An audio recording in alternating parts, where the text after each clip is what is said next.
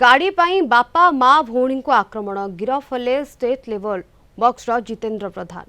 घटनास्थल तीन जन को उद्धार कर कैपिटल हॉस्पिटल भर्ती करिछि पुलिस। भुवनेश्वर एयरफील्ड थाना अंचल घटी एभली किछि घटना। गत मंगलवार दिन बड़गड़ थाना अंचल एक सड़क दुर्घटन में 2 जनकर मृत्यु घटी।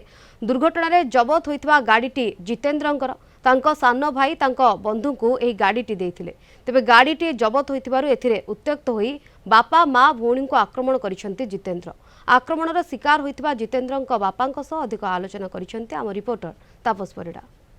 गाड़ी पाई गंडगोल घर भितरे तुमुल कांड भौणी को इटारे छेचिले बापा को खंडारे हाणिले एमती घटना घटी भुवनेश्वर एयरफील्ड थाना अंचल हाईटेक प्लाजा निकट रे जे कि जड़े जिम ट्रेनर तथा जड़े राज्यर प्रमुख बक्सर भावे परिचित जितेंद्र प्रधान जहाँ को एभली कारनामा पाई अटक रखी एयरफील्ड थाना पुलिस। तांको बापा आम सहित अच्छा जे बापा को कहीं पुओ खंडारे हाणिबा को चेष्टा कले एवं किभली एभली आतंक मचाइले आम बापा प्रतिक्रिया नबा।